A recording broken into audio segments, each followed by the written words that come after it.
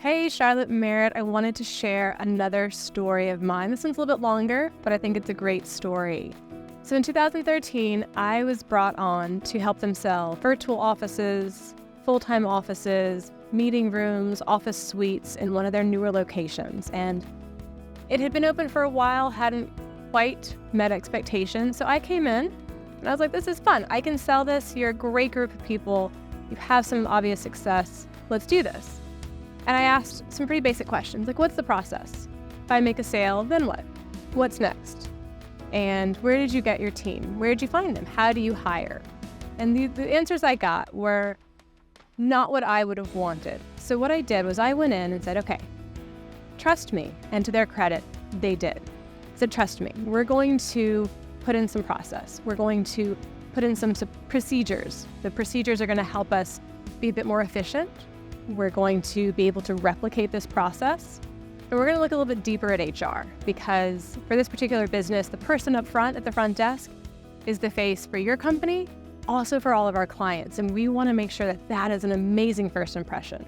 Always want to have that amazing first impression and that face that you want to say hi to.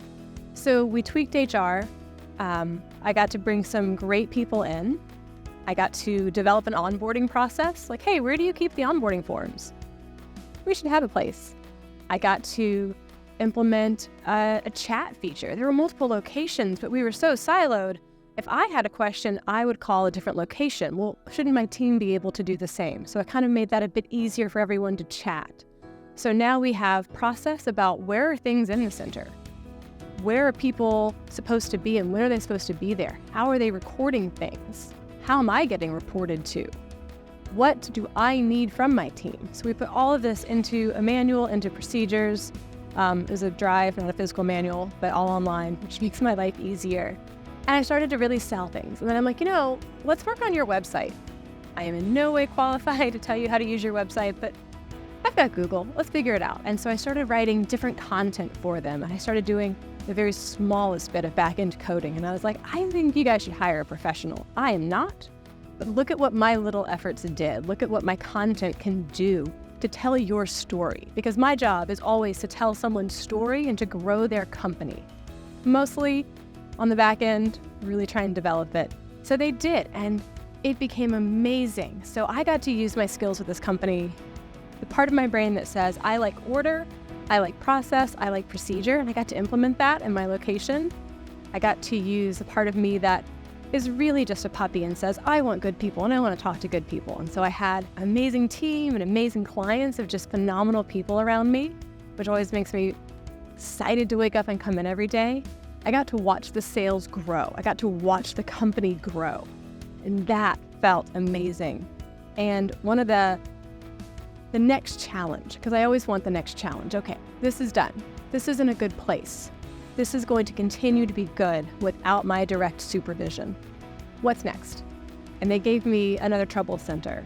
And I was a little intimidated, but I was like, all right, I can do this. Let's do this. So I brought my existing process and procedure and my existing ideas for how are we going to do HR? Who's at the front desk? Who's representing my brand, the company's brand, and my client's brand? And so we did a little bit of work on the HR side. And again, this is a downtown Atlanta location. That's a hard sell.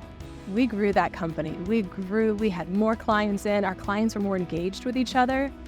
And as I look back at the 8 years I spent there, it was pretty incredible because it's a lot like being a mom. I got to watch my clients start with the smallest package and through inner office networking, my networking, their networking, grow into needing a virtual office to a full-time office to a full office suite to then knocking on my door saying, hey, Charlotte, do you know a commercial broker? I think I need my own space now. Absolutely.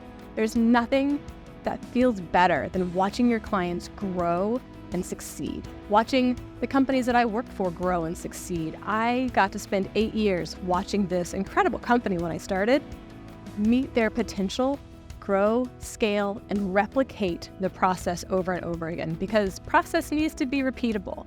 It needs to be clear, it needs to be easy, and it needs to be repeatable. And that is what I love doing for companies. I like coming in, looking for a few vulnerabilities or weak spots, taking what's already amazing about that company and taking the amazing bits and making it grow, filling in where I need to. So Charlotte Merritt, thanks for listening to another story of mine. I love telling stories, I love watching companies grow, and I love helping my clients. Thanks.